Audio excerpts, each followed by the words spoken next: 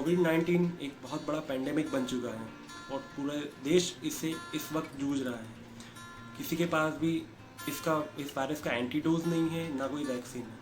लेकिन कुछ स्टेट ऐसे हैं जो हर साल ऐसा ही बहुत बड़ा एक बहुत बड़ा पैंडेमिक झेलती है। मैं बात कर रहा हूँ कि फ्लूड की, जिसे आसाम और बिहार जैसे स्टेट हर साल प्रभावित होते हैं। लाखों लोग बेघर होते हैं और अभी तक सरकार इसका कोई परमानेंट इलाज नहीं ढूंढ पाई है। तो आज की स्टोरी में हम ये देखेंगे कि वहाँ पे बाढ़ के कारण क्या है, कितनी तबाही हो चुकी है और इसके लिए सरकार क्या आगे और ठोस कदम उठा सकती है। आज के वीडियो में हम ये जानने की कोशिश करेंगे।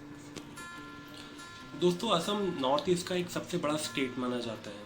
यहाँ पे लाखों लोग रहते हैं और यहाँ की सबसे बड़ी नदी ब्रह्मपुत्र नदी है। ब्रह्मपुत्र नदी जो कि पूरे असम को खेती के लिए पानी प्रदान करती है।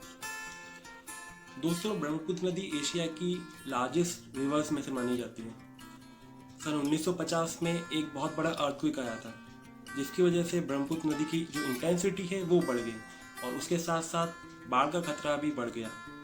ब्रह्मपुत्र नदी हर साल लाखों लोगों की जानें लेती है। इसका कारण यह है कि जब से अर्थक्वेक आया है तब से इसकी जो इंटेंसिटी बढ़ने के कारण जो रफ्तार है, जो नदी का प्रवाह है, वो भी बहुत ज़्यादा बढ़ चुका है। और दोस्तों, इसी वजह से ब्रह्मपुत्र नदी को आसाम के लोगों के लिए वरदान और अभिशाप दोनों माना जाता है। वरदान इसलिए क्योंकि लाखों किसानों को इसकी वजह से पानी मिलता है खेती के लिए, और अभिशाप इसलिए कि लाखों लोग हर साल बेघर होते हैं, हजारों जानें जाती हैं हर साल। दोस्तों, ये आसाम की सच्चाई हर साल ये और भी ज़्यादा भयानक रूप लेती जा रही है। क्लाइमेट चेंज एक इसका सबसे बड़ा रीज़न माना जाता है, लेकिन वो हमारे हाथ में नहीं है। लेकिन हाँ, उसके असर को हम ज़रूर कम कर सकते हैं। तो ये थी असम की स्टोरी। दोस्तों, बात करें बिहार की। बिहार में कोसी सबसे बड़ी नदी मानी जाती है और यहाँ पे इसी नदी की वजह से सबसे ज़्यादा बाढ़ से लोग प्रभावित होते हैं। दोस्तों, अगर हम बिहार की बात करें तो यहाँ पे लगभग हर साल 3 महीने तक लोग बाढ़ से प्रभावित रहते हैं। यहाँ की 76% आबादी है वो बिहार के बाढ़ प्रभावित क्षेत्र में रहती है। सिचुएशन और भी ज़्यादा क्रूअल तब हो जाती है जब 1980 से 2020 तक लगातार हर साल लगभग 300 से 400 लोग बाढ़ की वजह से अपनी जान दे देते हैं। अगर आंकड़ों की बात हम करें तो बिहार में 1987 में सबसे बड़ी बाढ़ का प्रकोप दिखाया गया। 1400 लोगों ने अपनी जान दी। 2012 में लगभग 800 लोग और 2017 में लगभग 550 करीबन लोग ने अपनी जान दी। 2017 की जो बाढ़ थी इसमें लोगों की जान तो कम गई, लेकिन लगभग 1,70,00,000 लोग प्रभावित हुए। इतने लोगों को अपना घर छोड़ना पड़ा। साथ में जितने भी नेशनल हाईवेज हैं, जितनी भी खेती है, किसानी है, सबको बहुत ज़्यादा नुकसान हुआ इस बार। दोस्तों, बिहार में हर साल बाढ़ से लगभग 8 लाख करोड़ की संपत्ति प्रभावित होती है। बहुत सारे नेशनल हाईवेज प्रभावित है इससे और बहुत सारा गवर्नमेंट संपत्ति का नुकसान होता है इससे। आइए अब ये देखते हैं कि इसका रीज़न क्या है, किस वजह से बिहार में हर साल कोसी नदी से बाढ़ आती है। दोस्तों, साल 1974 में एक तटबंध बना जो कि कोसी नदी पर बनाया गया। तब से हर साल 50 से 60 गेट जो होते हैं उसके वो खोल दिए जाते हैं, जिससे सारा पानी जो होता है वो बिहार में आ जाता है। बिहार में बाढ़ का एक ये भी बहुत बड़ा रीज़न है। दोस्तों, बंगाल और रुड़की में भी ये समस्या थी सन 1900 में। वहाँ पे ये किया गया कि वहाँ पर एक कैनल बना दिया गया।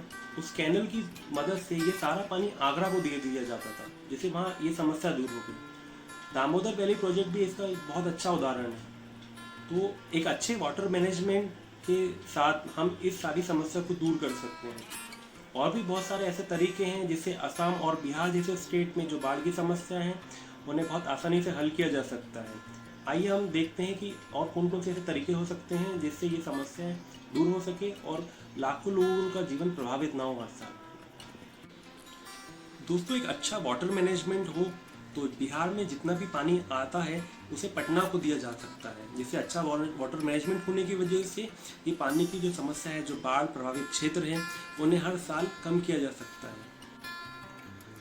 दोस्तों, एक और उपाय ये होता है जिसे नीदरलैंड ने अपनाया, जिसकी वजह से नीदरलैंड को आज सबसे बेहतरीन देश माना जाता है बाढ़ के प्रभाव को कम करने के लिए। इसमें होता है कि एक एम्बैंकमेंट होता है। एम्बैंकमेंट एक दीवार होती है जो नदियों के किनारे पे बनाई जाती है उसके जो बहाव को कम करने के लिए। एम्बैंकमेंट मेनली कंक्रीट या सीमेंट की बनाई जाती है और एक अच्छे स्टैंडर्ड की जो दीवार है अगर बनाई जाती है तो जिससे बाढ़ को बहुत अच्छी तरीके से कंट्रोल किया जाता है। और अगर किसी वजह से अगर ये सब नहीं हो पाता है, वो चीज़ें विफल हो जाती हैं, तो उसे एम्बैंकमेंट ब्रीचिंग कहते हैं। और इसी तरह से हम और भी तरीके होते हैं जैसे कि फूड प्लेन होता है या वाटर मैनेजमेंट सिस्टम होता है या अर्ली वार्निंग्स होती हैं। ये कुछ ऐसे तरीके हो सकते हैं जिनकी वजह से हम बाढ़ के तरीके को कम कर सकते हैं। आज कोविड-19 की वजह से जो हाल हमारे देश झेल रहा है, ये स्टेट हर साल इन्हीं चीज़ों को झेलती हैं।